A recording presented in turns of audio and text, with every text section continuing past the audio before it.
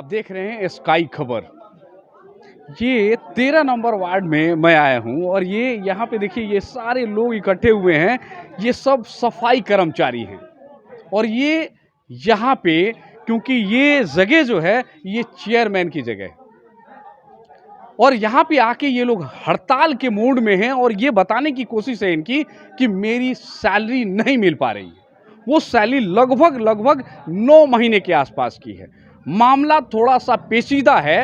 वो इसलिए बता रहा हूँ, मैं पेचीदा इसलिए कह रहा हूँ क्योंकि इसमें पेच लगे हुए हैं। इस तरह से पेच बनाए गए हैं कि पहले कभी कार्यपालक पदाधिकारी बारी बारी से चेंज होते गए, तो सिस्टम्स में बारी बारी से बदलाव होना मुश्किल होता है और बदलाव जब मुश्किल होता है वैसे पोजीशन में इनको पेमेंट मिलना मुश्किल हो गया।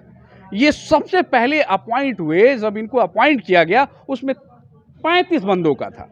जो 35 लोगों का अपॉइंट हुआ उसमें फिर चेंजेस आए।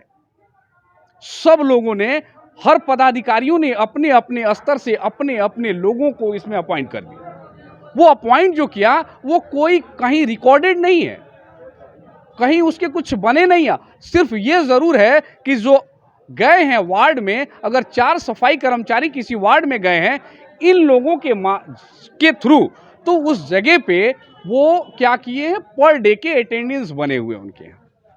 तो आप समझ सकते हैं 9 महीने में क्या क्या फेरबदल होते हैं, क्योंकि कार्यपालक पदाधिकारी सही में जो आने चाहिए वो नहीं आ पाए। तो यहाँ चेंजेस ये हुआ कि समय समय पे बदलते गए। कभी एलआरडीसी साहब को बनाया गया, कभी यहाँ के संतोष बाबू काफी लोकप्रिय चेहरे हैं जो अनुमंडल में बैठते हैं, जो निर्वाचन पदाधिकारी है, उनको अपॉइंट किया गया। तो इस तरह से अपॉइंटेड होते रहे। तो बहुत बारीकियों से अगर देखें तो इनके आगे की तरफ जो इनके सिग्नेचर के लिए बहुत सारे डिटेल्स जाने चाहिए वो प्रॉपर तरीके से मिल नहीं पाए। जब नहीं मिल पाता है तो वैसे पोजीशन में इनकी पेमेंट पे दिक्कत आता है। ये देखिए ये लोग सब के सब इसलिए, सिर्फ इसीलिए इनकी ये मांग है कि मेरी पेमेंट मुझे समय से नहीं मिल पा रही है।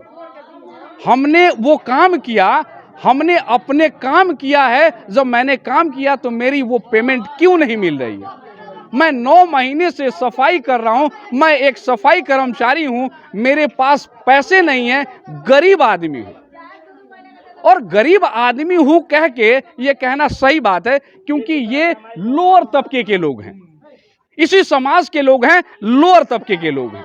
और ये लोग, किसी ने 5 को अपॉइंट किया, किसी ने 10 को अपॉइंट किया, किसी ने 15 को अपॉइंट किया। सबसे बड़ी बात यहां निकल के जो सामने आ रही है कि सब अधिकारियों ने अपने अपने हिसाब से यहां अपॉइंट किया है। किसी ने 10 को अपॉइंट किया, किसी ने 15 को अपॉइंट किया, किसी ने 7 को। अब अभी जो सामने एक मामला आया कि 62 लोगों की अपॉइंटमेंट हो चुकी, 35 का ऊपर से ऑर्डर था। ठीक है, कॉन्ट्रैक्ट बेसिस पे जब आते हैं, जो कॉन्ट्रैक्टर हैं वो चाहे तो मैन पावर, जो यहाँ ये बोला गया कि मजदूर बल के लिए वो यूज कर सकते हैं, जितने मैन पावर चाहें। अभी यहाँ पे कार्यपालक पदाधिकारी ने एक अपनी बयान में कहा कि हम चाहें तो उसके स्तर से मैं 100 लोगों तक भी रख सकता हूँ। अच्छी बात है जी, वो अच्छी बात है, मैं समझ रहा हूँ। सर मैं ऑन रिकॉर्ड में बात कर रहा हूँ, प्लीज। नहीं, एक मिनट सर, 1 मिनट। तो हम ये काम कर सकते हैं, अच्छी बात है, करते हैं, करना भी चाहिए। लेकिन ये समझ में नहीं आया कि 62 जब लोग अपॉइंटेड हो चुके हैं, उनके कहीं ना कहीं रिकॉर्डेड तो होने चाहिए। कहीं ना कहीं उनके अगर अटेंडेंस बनने से सब कुछ हो जाता तो ऐसा तो संभव नहीं है। कहीं ये बोला गया कि बैंक अकाउंट के लिए भी परेशानियां आ रही हैं। तो पहले पूछ लेते साहब, पहले पूछ लेते इन लोगों से कि आपके बैंक अकाउंट दे दीजिए, क्योंकि आपकी सैलरी उसमें जाएगी, तो ये भी क्लियर हो जाता। दूसरी बात, ये गरीब लोग हैं। आप बताइए 9 महीने की सैलरी अगर किसी सैलरी होल्डर को नहीं मिले तो उनकी परवरिश कैसे चलेगी, कैसे चलेगी। और अगर कोई मुझे समझाने की कोशिश करता है या इन लोगों को समझाता है, मैं तो हैरान हूं इस बात से, क्योंकि मैं भी एक सबसे पहले सैलरी होल्डर था। आज मुझे पेंशन मिलता है तो मैं उस पर अपनी गुजारा करता हूं, मैं अपने आप को परवरिश करता हूं। ये 9 महीने से सैलरी नहीं मिलना और इस तरह से परवरिश करना, इन बच्चों में देखिए, यहाँ बच्चे भी लेके आए हुए हैं, ये लेडीज हैं। ये तो कितना दुख की बात है ये कि आखिर पदाधिकारी जो हैं पढ़े लिखे, क्योंकि ये मुझे नहीं लगता इसमें चौथा 5वां से कोई ज़्यादा पढ़ा लिखा इसमें होगा। तो इनसे मैं अगर बात करता हूं तो ये बातें जो होंगी वो तरह तरह की बातें बोलेंगे। तो मैं किसी के सामने माइक लगाने के लिए तैयार नहीं हो रहा हूं, क्योंकि बातें जो कहेंगी तो वो उचित नहीं लगेगा मुझे। लेकिन मैं जहां तक इनकी बातों को समझ रहा हूं, इनकी दर्द को मैं समझ रहा हूं कि इनको सैलरी मिलनी चाहिए थी। अगर अधिकारियों में किसी तरह का अनबन है तो वो उनका प्रॉब्लम है।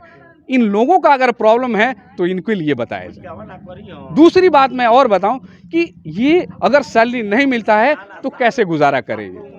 100 लोगों की अपॉइंटमेंट कर सकते हैं, कार्यपालक पदाधिकारी साहब ने बोला। 62 लोग अपॉइंटेड हो चुके हैं, ये भी बातें सामने आई। लेकिन 7 लोग जो हैं, वो 7 लोगों में मैं ये पूछूंगा, एक ये लेडीज यहाँ दिखाई दे रही हैं, ये लेडीज ये बता रही थी कि मेरा क्या होगा, ये सामने खड़ी है, मेरा क्या होगा। फिर इनकी बातें जो समझ में आई कि इसमें 7 लोग हैं, ये 7 लोगों का जो कर्ता धर्ता है, क्योंकि इन लोगों को जो लाके इसमें लगाया गया काम में वो एलआरडीसी साहब है। अब अनबन कहां हो रही है, कैसे हो रही है कि अब ये कह रही है मेरा क्या होगा साहब, मेरा पेमेंट मिलेगा नहीं मिलेगा, कौन देगा मेरा से, क्या गलत बात कहते हैं, ये ना बात बोल क्या बोल रुआ साथ रुआ खाली रो। देखिए वही बात है, क्योंकि ये लोग उस तरह के पोजीशन में नहीं होते। तो 7 लोगों के लिए भी आफत आ गई, उन 7 लोगों पे भी आफत कि पहाड़ टूट पड़े कि मेरा क्या होगा। इन 62 का तो व्यवस्था हो चुका है और मिल जाएगा मान लिए सैलरी। आज आश्वासन जरूर दिया गया है, आश्वासन सबको मिला है। कितना तारीख तक के लिए आश्वासन मिला? 5 तारीख 5 तारीख 5 तारीख तक की है। 5 तारीख है। तो इनको 5 जून तक का एक आश्वासन मिला है सबके सामने, क्योंकि हम मीडिया कर्मी भी यहाँ मौजूद थे, कार्यपालक पदाधिकारी मौजूद थे, और मैं उसके साथ बताऊं जो चेयरमैन के पति यहाँ पे मौजूद थे, उनके सामने ये बातें हुई हैं।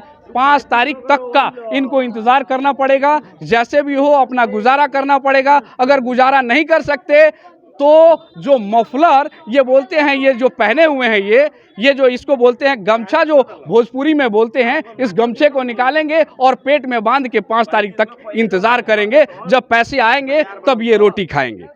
इससे ज़्यादा मैं कुछ नहीं कह सकता। धन्यवाद।